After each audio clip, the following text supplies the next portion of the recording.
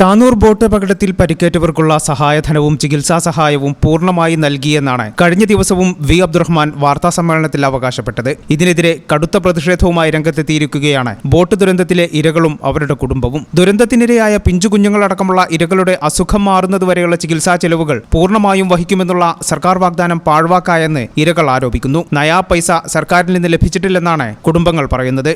ഇപ്പോൾ 3 വർഷക്കാലം ഈ 3 വർഷക്കാലം കൊണ്ട് അവർ പറഞ്ഞ ഒരു വാക്ക് പോലും നമ്മുടെ ജീവിതത്തിൽ നടപ്പിലാക്കിയിട്ടില്ല. അത് ചികിത്സാ സഹായത്തിൽ നടപ്പിലാക്കിയിട്ടില്ല.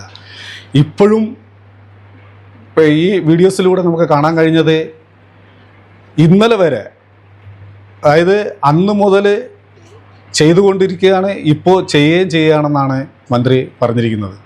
ഈ 3 വർഷക്കാലമായിട്ട് ഇന്ന് വരെ ഒരു മരുന്നിനുള്ള പൈസ പോലും ഒരു സഹായമില്ലാതെ നമ്മൾ വേദനയിലിരിക്കുന്ന സമയത്താണ് ഇപ്പോഴും പറഞ്ഞത് ഞങ്ങൾ സഹായിച്ചുകൊണ്ടിരിക്കുകയാണെന്ന്. ആരെയാണ് സഹായിച്ചുകൊണ്ടിരിക്കുന്നത്? കഴിഞ്ഞ മാസം 11-ാം തീയതി വരെയുള്ള മരുന്നിൻ്റെ ബില്ല് 3500-ൻ്റെ താഴെയാണ്. ഒരു ഡോക്ടർക്കുള്ള മരുന്നിൻ്റെ ബില്ലാണ് പറയുന്നത്. ഈ കഴിഞ്ഞ മാസത്തിൽ തന്നെ, കഴിഞ്ഞ മാസവും കഴിഞ്ഞതിൻ്റെ അങ്ങേ മാസവും കൂടെ ചേർത്ത് 4 ഡോക്ടറെ സ്പെഷ്യലിസ്റ്റിനെ അങ്ങനെ മാറി മാറി കാണിക്കേണ്ട ഒരു ഗതികേടായിരുന്നു കഴിഞ്ഞ 2 മാസവും കഴിഞ്ഞു പോയത്.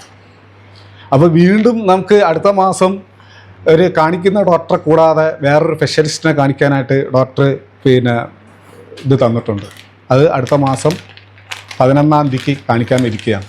അപ്പോൾ ഇത്രയും പൈസ ഒരു കുടുംബത്തിന് ഒരു ചികിത്സയ്ക്ക് വേണ്ടി ചെലവാക്കിക്കൊണ്ടിരിക്കുന്ന, മരിച്ച് ജീവിക്കുന്ന ആൾക്കാരെയാണ് വീണ്ടും ഇല്ലാത്ത കാര്യം പറഞ്ഞ് ഉണ്ടാക്കി പറയുന്നത്.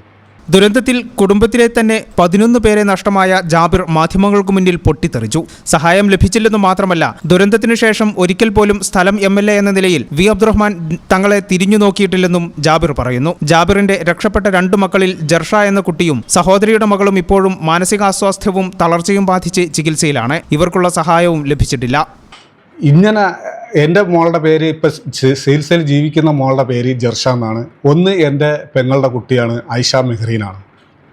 ഈ 2 കുട്ടികളുമാണ് എൻ്റെ അറിവിൽ ബോട്ടപകടത്തിൽ ചികിത്സയിൽ ജീവിക്കുന്ന 2 കുട്ടികൾ. അപ്പോൾ ഇതിൽ ആർക്കാണ് ഈ സഹായം ഈ സർക്കാരോ അല്ലെങ്കിൽ ഇന്നലെ പത്രസമ്മേളനം നടത്തിയ ഈ മന്ത്രിയോ ചെയ്തത്? എൻ്റെ കുട്ടിക്ക് ഇന്ന് വരെയും ഈ ഒരു സഹായമോ അല്ലെങ്കിൽ ഈ ചികിത്സപരമായിട്ടുള്ള സഹായമോ തുടർ ചികിത്സയോ ഇതുവരെയും ലഭിച്ചിട്ടില്ല. ഈ നിമിഷം വരെ ലഭിച്ചിട്ടില്ല. പക്ഷേ ഇത് കേട്ടപ്പോൾ നമുക്ക് നല്ല വേദന ഉണ്ടായി. കാരണം കളവ് പറയുന്നതിന് ഒരു പരിധിയുണ്ട്. ഇത് പച്ച കളവാണെന്നുള്ളതായിട്ട് എനിക്ക് ബോധ്യമായി. കാരണം അങ്ങനെ ചികിത്സാ സഹായം ലഭിക്കണമെന്നുണ്ടെങ്കിൽ അതിന് ലഭിക്കേണ്ടത് ജർഷ എന്ന കുട്ടിക്കാണ്, അല്ലെ ആയിഷ മെഹ്റീൻ എന്ന കുട്ടിക്കാണ്. ഈ 2 കുട്ടികളുടെയും ചികിത്സാ സഹായം ഇന്നുവരെയും ചെയ്യാതെ ഒരു മന്ത്രി ചെയ്തു എന്ന് പറയുമ്പോഴത്തേക്ക് ധാരാളം അംഗീകരിക്കേണ്ടത് നമുക്ക് അംഗീകരിക്കുവാനായിട്ട് കഴിയില്ല. നിരവധി തവണ റവന്യൂ ഓഫീസുകളിലും കളക്ടറേറ്റിലും കയറിയിറങ്ങിയിട്ടും നയാ പൈസ പോലും അനുവദിച്ചില്ലെന്നാണ് ഇരകളുടെ വാദം. ഇതാണ് യാഥാർത്ഥ്യമെന്നിരിക്കെ ജില്ലാ കളക്ടറെ സമീപിച്ചാൽ ഇപ്പോഴും ചികിത്സാ സഹായം ലഭിക്കുമെന്ന വി അബ്ദുറഹ്മാൻ കള്ളം പറയുകയാണെന്നും ഇത് തങ്ങളെ ഏറെ വേദനിപ്പിച്ചതായും ഇരകൾ പറയുന്നു. ഏതായാലും തെരഞ്ഞെടുപ്പ് അടുത്തതോടെ തിരൂരിൽ LDF സ്ഥാനാർത്ഥി കൂടിയായ വി അബ്ദുറഹ്മാന്റെ നിരുത്തരവാദപരമായ നിലപാടിനെതിരെ ജനരോഷം ശക്തമാകുകയാണ്. ഈ ചാനൽ ന്യൂസ്, താനൂർ. എന്താണ് ബ്രൈഡ്, ഇനി എപ്പോ റെഡിയാവാനാ?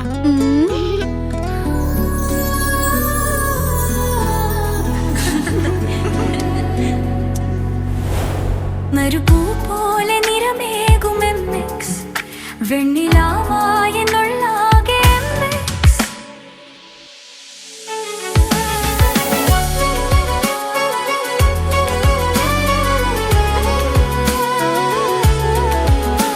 മനസ്സിലുണ്ടോ? MX-ലുണ്ട്. MX വെഡിംഗ് സെന്റർ ഇനി വളാഞ്ചേരിയിലും. MX wedding centre Valanchery, Pattambi, Koottanad, Koppam, Kecheri.